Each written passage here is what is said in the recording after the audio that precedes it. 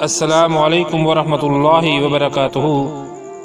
Students voice channel کے معزز خواتین و حضرات، امید کرتے ہیں کہ آپ خیریت سے ہوں گے۔ اللہ آپ کی تمام نیک دلی حاجات کو قبول فرمائے۔ بارش تھی کہ رکنے کا نام ہی نہیں لے رہی تھی، اور میں تیسری منزل پر واقع اپنے اپارٹمنٹ کی بالکونی سے اپنے نئے اسمارٹ فون سے ویڈیوز بنا کر سوشل میڈیا پر اپلوڈ کرنے میں مصروف تھا۔ موسلا دھار بارش کی وجہ سے سڑک پر تقریباً 1.5 فٹ پانی کھڑا ہو چکا تھا۔ درجنوں گاڑیاں، موٹر سائیکلیں پانی میں پھنس گئی تھیں۔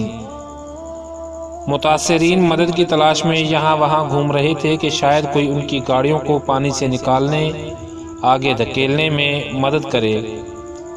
پانی میں پھنسی کچھ گاڑیوں اور موٹر سائیکلوں پر خواتین اور بچے بھی تھے، اور میں اس صورتحال کو انتہائی انہماک سے موبائل کیمرے کی آنکھ میں بند کرنے میں مصروف تھا، بلکہ کمنٹری بھی کرتا جا رہا تھا۔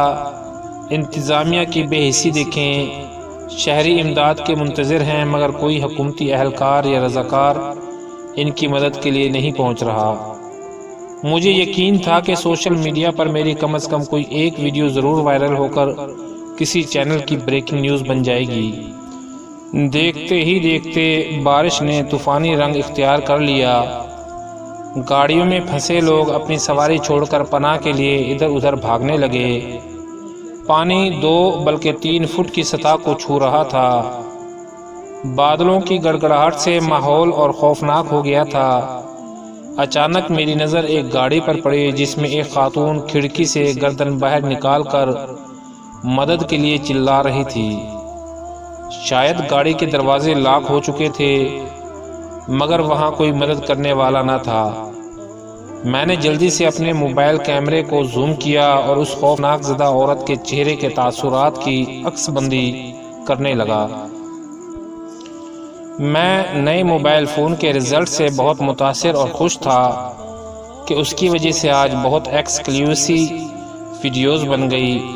جب خاتون سے کچھ نہ ہو سکا تو انہوں نے بڑی جدوجہد کے بعد اپنے آپ کو گاڑی کی کھڑکی سے باہر پانی میں گرا دیا، مگر پانی میں اپنا توازن برقرار نہیں رکھ پا رہی تھی۔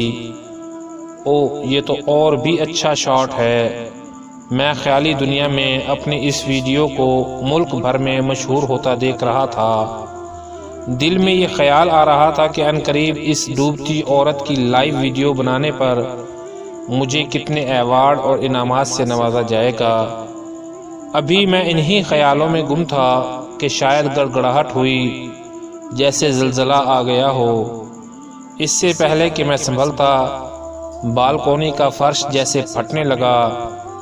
خوف کے مارے میں نے بالکونی کی منڈیر پکڑنی چاہی، مگر ممکن نہ ہوا۔ میں کمرے کی طرف بھاگنا چاہتا تھا، قدم اٹھایا ہی تھا کہ ایک دم بالکونی نیچے گرنے لگی۔ ہائے، جس کیمرے میں میرا پورا مستقبل محفوظ تھا وہ تیسری منزل سے نیچے پانی میں گر چکا تھا، اور پھر میں بھی ٹوٹی بالکونی سے نیچے کی طرف آ رہا تھا۔